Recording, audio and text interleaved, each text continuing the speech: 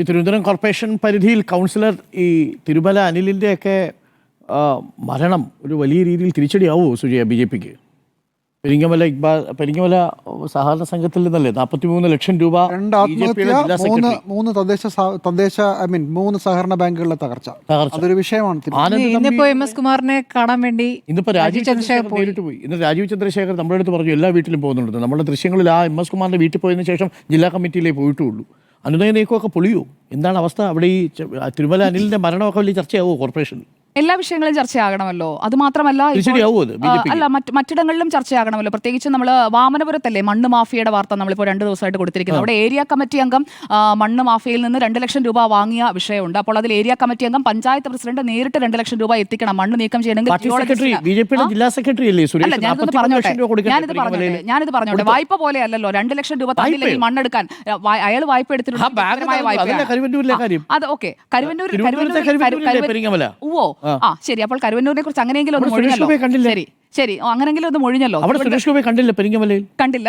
അവിടെ അപ്പോൾ രാജീവ് ചന്ദ്രശേഖർ ആയിരിക്കും നോക്കുക. ഞാൻ പറഞ്ഞോട്ടെ, അപ്പോൾ ഈ പറയുന്ന ഏരിയ കമ്മിറ്റി അംഗം വാങ്ങിയ 2 ലക്ഷം രൂപയെ കുറിച്ച് അല്ലെങ്കിൽ ചോദിച്ച 2 ലക്ഷം രൂപയെ കുറിച്ച് മിണ്ടാട്ടമില്ല. മണ്ണെടുക്കുന്നതിന് മണ്ണ് മാഫിയ ആണല്ലോ അവിടെയും പറഞ്ഞത്. മണ്ണ് മാഫിയ ആരാണെന്നുള്ളത് തിരുവനന്തപുരംകാർക്ക് നന്നായിട്ട് അറിയാം. ആ മണ്ണ് മാഫിയ എക്സ്പോസ് ആയി നിൽക്കുകയാണ്. ഞാൻ പറയേണ്ടെന്ന് വെച്ചാണ് മണ്ണ് മാഫിയയെ കൊണ്ട് നടക്കുന്ന തിരുവനന്തപുരത്തെ CPI.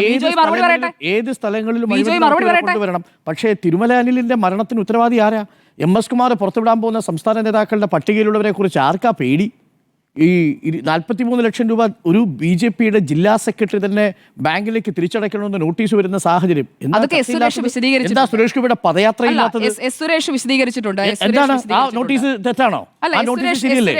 43 ലക്ഷം രൂപ ഡയറക്ടർ ബോർഡ് മെമ്പർ എന്ന നിലയിൽ സുരേഷ് തിരിച്ചടയ്ക്കണം. സുരേഷ് ഈ തിരുമല അനിലിന്റെ പേരിൽ ആത്മഹത്യാക്കുറിപ്പിൽ പേരില്ലെന്നേ ഉള്ളൂ. ബാക്കി കാര്യങ്ങൾ എല്ലാവർക്കും അറിയാം അവിടെ എന്താണ് സംഭവിച്ചിരിക്കുന്നത്.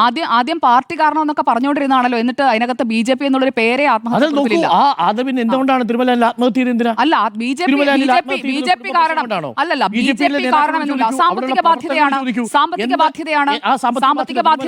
അത് BJP ഉണ്ടാക്കി കൊടുത്ത സാമ്പത്തിക ബാധ്യതയല്ല. BJP നേതാക്കൾ ഉണ്ടാക്കി കൊടുത്ത സാമ്പത്തിക ബാധ്യത BJP എന്ന് അതിൽ പറഞ്ഞിട്ടില്ല. എം എസ് കുമാർ വെളിപ്പെടുത്തട്ടെ. എം എസ് കുമാർ വെളിപ്പെടുത്തട്ടെ. വെളിപ്പെടുത്തട്ടെ. എന്ത് പറഞ്ഞു? ഈ പറയുന്ന അങ്ങനെ പലതും പറയാം. എന്നിട്ട് എന്താ ഇപ്പൊ മിണ്ടാത്തെ? എന്താ ഉള്ളത്? ഇതിനൊക്കെ BJP മറുപടി പറയേണ്ടി വരും. പറയുള്ളൂ. എന്തായാലും മണ്ണ് മാഫിയ വാങ്ങിക്കാൻ നോക്കിയാൽ മണ്ണ് മാഫിയയുടെ കാര്യത്തിൽ ശക്തമായി തന്നെ പറയുന്നു. ആ അയാളെ മാറ്റണമെന്നേ. മാറ്റാത്ത പാർട്ടി എന്ത് പാർട്ടിയാണ്? പഞ്ചായത്ത് പ്രസിഡന്റ് അല്ല, പഞ്ചായത്ത് പ്രസിഡന്റാണ്. ജില്ലാ ഏരിയ സെക്രട്ടറിയാണ് 2 ലക്ഷം രൂപ പറഞ്ഞത്. പഞ്ചായത്ത് പ്രസിഡന്റാണ് ആ ജിയോളജി കൊടുത്തിരിക്കുന്ന മണ്ണ് പാസ് അനുവദിക്കില്ല എന്നൊരു ഭീഷണി മുടക്കി. വിജയിപ്പിക്കരുത് എന്നാണ് എന്റെ നിലപാട്. അയാളെ വിജയിപ്പിക്കരുത്. അങ്ങനെയാണെങ്കിൽ സുരേഷ് നേതൃത്വം നൽകുന്ന ആ BJPക്ക് എങ്ങനെയാണ് തിരുവനന്തപുരം കോർപ്പറേഷൻ വിജയിക്കാൻ കഴിയുക? എന്ത് ധാർമ്മികതയാണുള്ളത്?